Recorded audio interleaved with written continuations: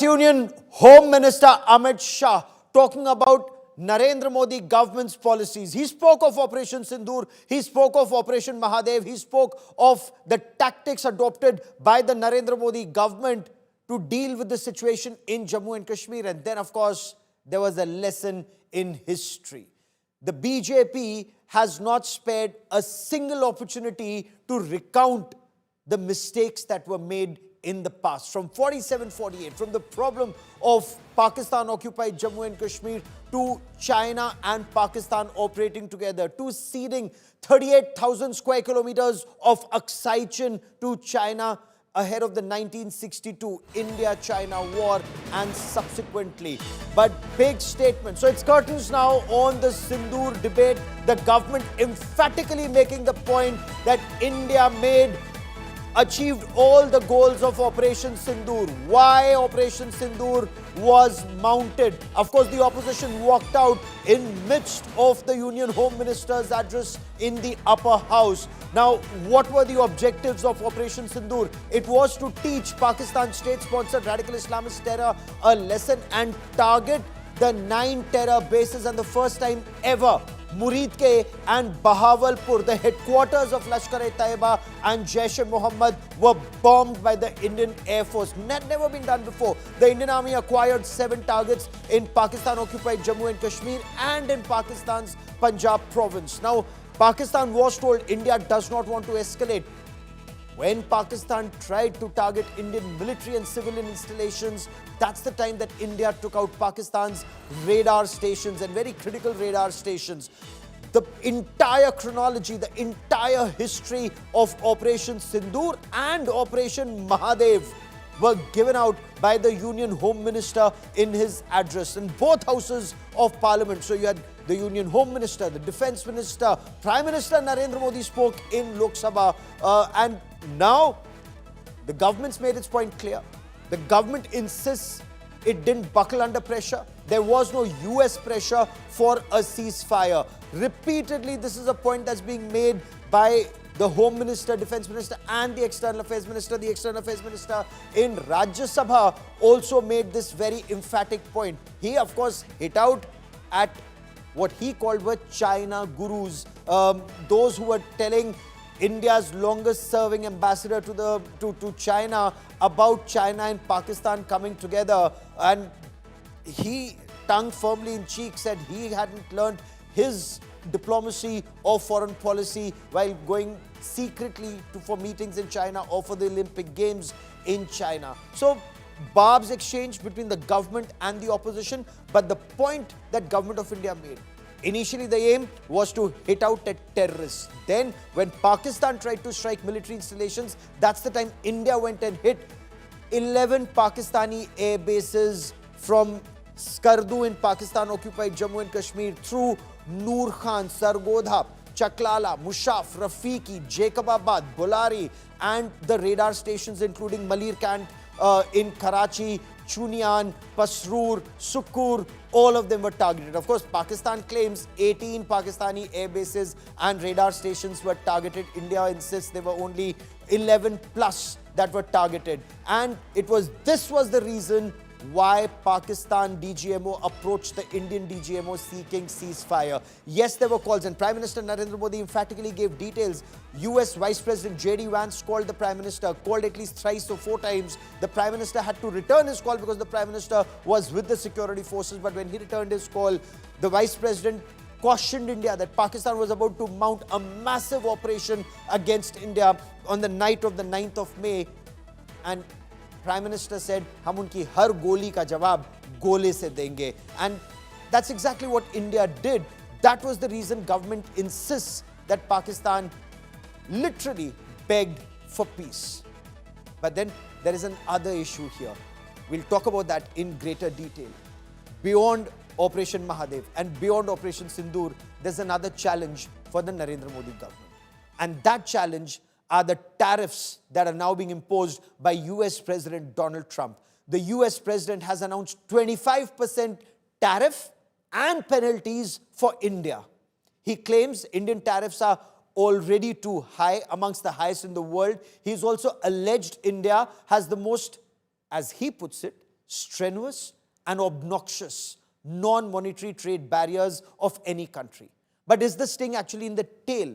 Now, is this a part of America's coercive diplomacy or America's US President Donald Trump's coercive tactics? Because the US does not want India to buy either Russian oil or Russian equipment, their military hardware. India has repeatedly insisted buying that discounted Russian oil is in Indian national interest, in the interest of Indian people. And the same goes for Russian weapons, because historically, it's the United States and the West that sold weapons to Pakistan and not to India.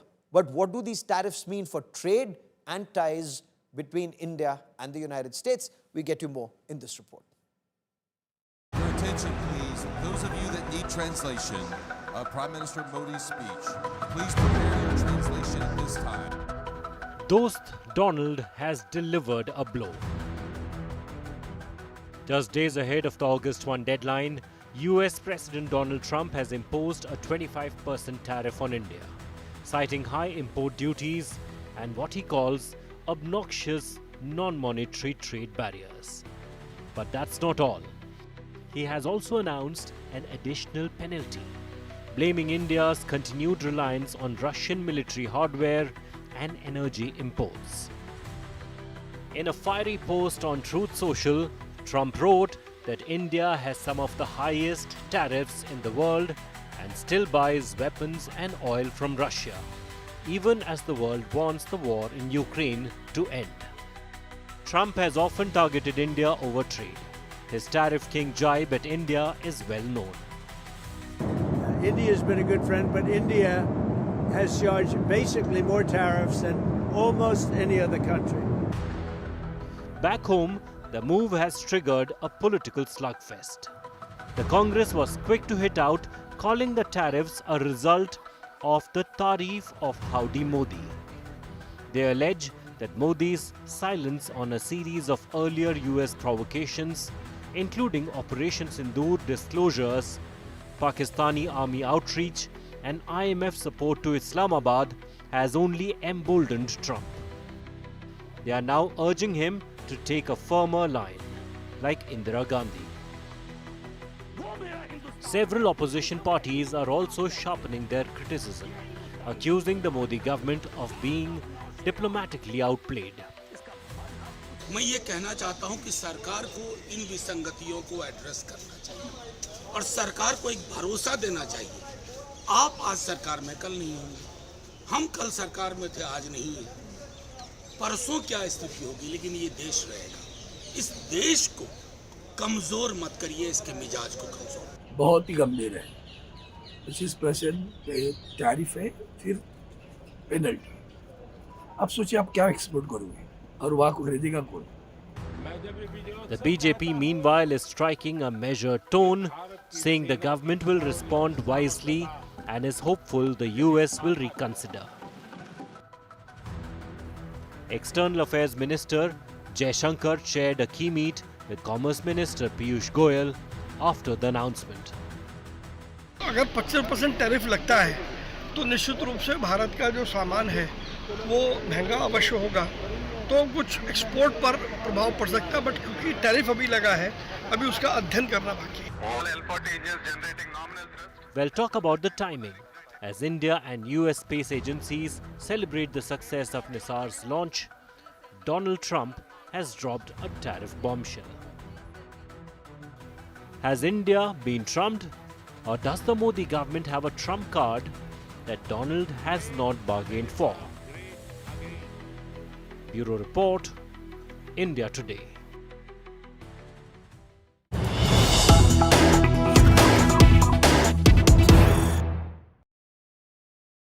And we're getting the first response of the Narendra Modi government. The government, we are told, has taken note of the statement by the US President on bilateral trade. The government is studying its implications. India and the US have been engaged in negotiations on concluding, and this is significant, fair, balanced and mutually beneficial bilateral trade agreement over the last few months, and we remain committed to that objective. I quickly want to bring in India Today's Aishwarya Paliwal for more on this. Aishwarya, 5 rounds have already happened. Apparently, end August there's another round, but then Suddenly, in midst of all this, Donald Trump talks about 25% tariff plus penalty. Coercive tactics? Oh, yes, Gaurav, definitely. We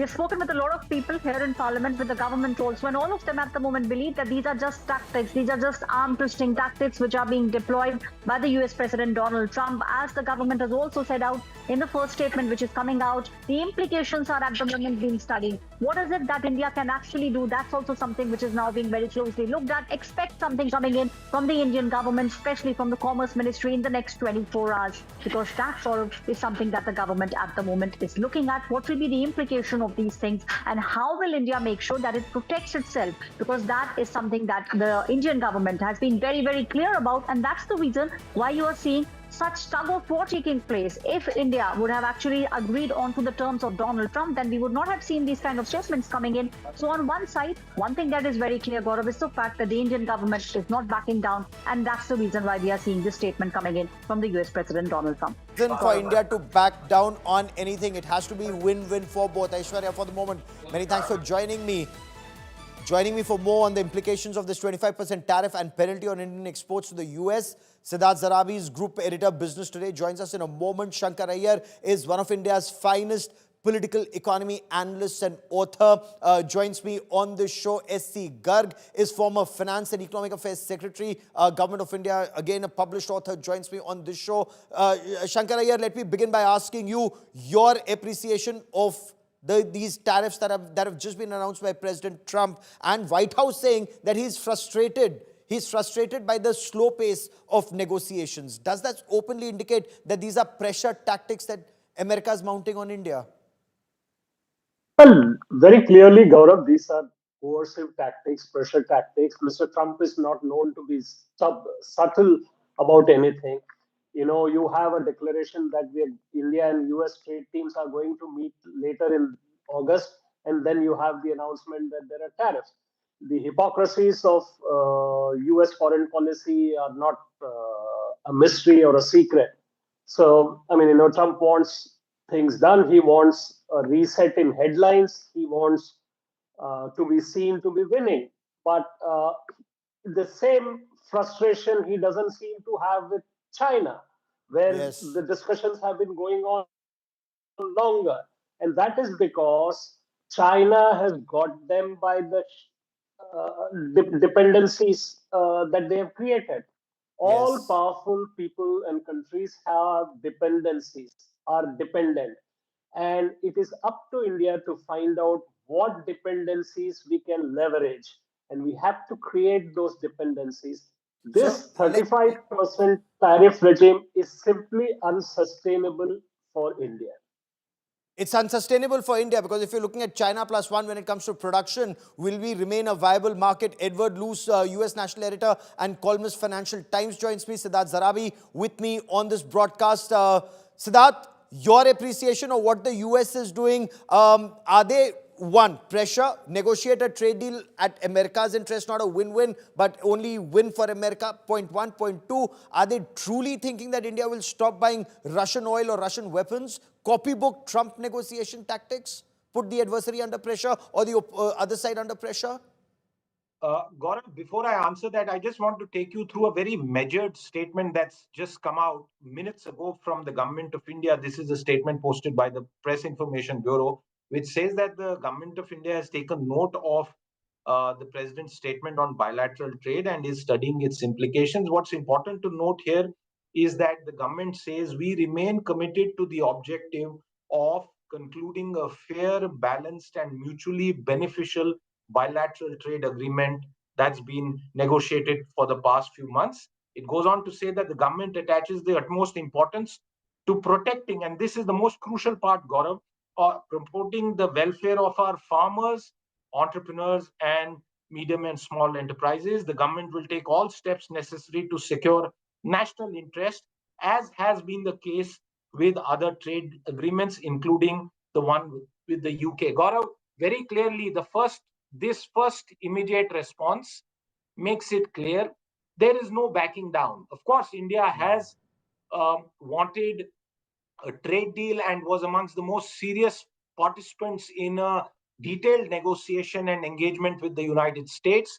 I think despite the provocation of bringing in Russian oil purchases at this stage, and remember Senator Lindsey Graham's 100% tariff Yes, threat and absolutely shocking use of language, the the government of India language. not responding to that, not getting provoked by that. And very clearly, the penalty amount over and about 25% is something that could dampen negotiations, but we remain hopeful at this stage if you go by this statement. Sure, but does that language actually make India seem either weak or subservient? And being polite often, especially in the West, or is it seen as weakness, which truly actually means real strength? But Edward Luce, you've just put out a message, sir, on social media platform X saying Trump's 25% India tariff is obnoxious and yet another gift to China. He's punishing poorer countries more than the richer ones and alienating the global south. Stupidity, as you write, does not cover the damage Trump is doing. Sir, explain why you believe Donald Trump's actions, in your words, are stupid, and are they counterproductive? Well, Donald Trump, pays no attention in terms of trade war to whether you're a friend or a foe. And in fact, he's actually a lot kinder to foes. He's made some serious concessions to China in the last few days because China has I guess, a stranglehold on critical minerals and rare earths, and he wants to get those coming back to the United States. So the alienation that I think these kinds of escalatory and quite extreme threats create in capitals such as New Delhi is, from a geostrategic point of view, stupid. But from an economic point of view, I mean, I would agree with your panelists. He's escalating in order to get submission, and he has had a lot of submissions recently. The European Union really bended the knee to him with their deal with Trump earlier this week. You've seen a pretty soft deal that Japan agreed to, not favorable to Japan. But the worst ones are with developing countries, with Vietnam and with Indonesia. Those are the ones that have been punished the most. It's the rich countries that are getting off the lightest. So, I think if there's a strategy to compete with China globally and win the hearts and minds of the global south, of which India is the most important piece, then sorry to be blunt, but the word I would use is stupid. Okay. Mr. Garg, in your appreciation, you've seen how he's reacting to India. You've seen the way he's reacting to other developing countries. You've seen how he's reacted to a country who's supposed to be very close to him, Japan, and how he's reacting to a country like China that pushes back. What's your appreciation? How should India react to ensure Trump does not think that he'll get away with his bullying tactics? So, in my judgment, for Trump, whether you are a friend or a foe doesn't matter. What matters is whether he is getting the deal which he wants. And therefore, if India is not offering a deal which he wants, he will put the tariffs. That's understandable. I don't think we should be surprised. It's going on for last 4 months. It's not new. On 4th April, he said 26%. What has come now is 25%. So it's nothing new. I don't know why Indian establishment need to study the order which has come today. In fact, it has come with something more than that 26%, which was threatened on 4th of April. Now you have penal tariffs on, and that's not specified as yet. You have been sort of told not to buy oil from Russia. And that may perhaps decide what kind of penal tariffs might again be imposed. I think it makes a very simple sense that doing business with United States on the terms which America is offering is not possible any longer.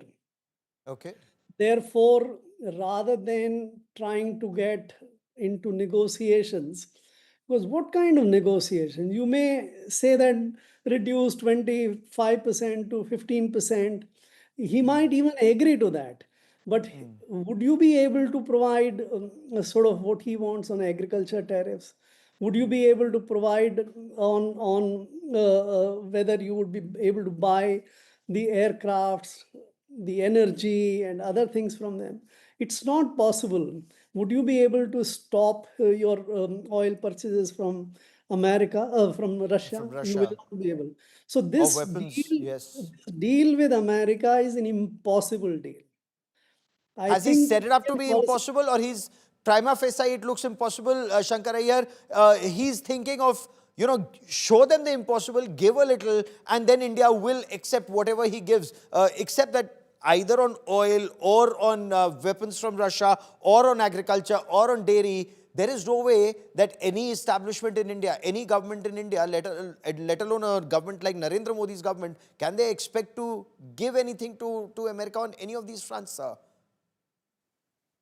And Gaurav, as I said earlier, these are coercive tactics. This is plain, simple bullying by a $30 trillion economy trying to get a $4 trillion economy punished. Now, nobody has accused the United States of being, long on any strategic vision. I mean, there's this country which is wanting India to be kind of a A vassal parallel state, track. transactional. Well, no, they want India to be like the counterbalance to China. We have 1.4 billion people, so they want us to be part of Quad and stuff like that. And then you go and hammer the same country. Donald Trump may have a legitimate reason to want India to buy stuff from America. But here are the things that I want to place on record. Here is a country which calls itself the leader of the free world, but wants to dictate terms on what a country of the size and scale of India, how, what, where they will buy their goods from. The Yes. second part is the hypocrisy is completely unbelievable. I mean, till 2016, US had imposed a ban on LNG exports to other countries. Till 2023, Europe was buying $700 billion worth of oil and gas from Russia. Russia. Even today, American corporations are situated in Russia.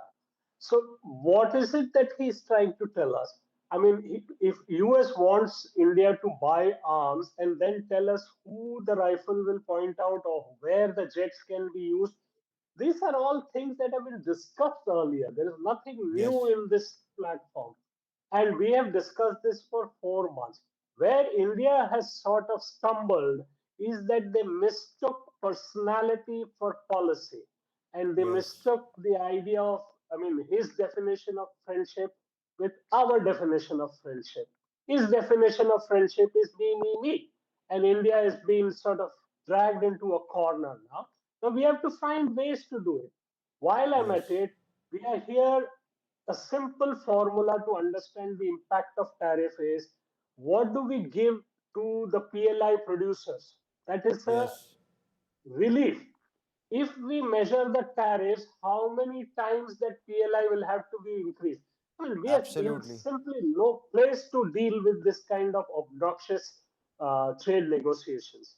Okay, Edward Luce, give me a moment. Siddharth Sarabi wants to come in, and I'm just coming to you in a moment. Siddharth, both India and the United States have completed 5 rounds of negotiations, the 6th scheduled for around 25th of August. One of the key sticking points we were told is India doesn't want to permit genetically modified crops and American dairy products, given the political sensitivities, the economic sensitivities in India's agriculture and dairy sector. So, is there forward movement possible here, or that's India's red line, not negotiable? Gaurav, as of last week, very credible and well-connected sources in the United States had told me, and we had reported that across our platforms, that the file of the proposal was on President Trump's desk. But look at uh, what has happened today. And I am going to say this, just adding to what Edward said earlier, that there is no logic, there is no rationale, and there is certainly no mathematics behind what has happened today. Pre April 2, the tariffs on US imports from India were 2.7%. This is the trade weighted average in percentage terms. It went up to 11.6%. And post the 1st of August, it goes up to 25%. We don't know whether he'll go with the Lindsey Graham 100%, Yes. or he will use the BRICS 10% slab that he himself has announced. That has added uncertainty to Indian exporters. We've been speaking to some of them over the past couple of hours, and they say that it's tough to give a firm response. But one very quick point. What was therefore the consequence of the current tariffs?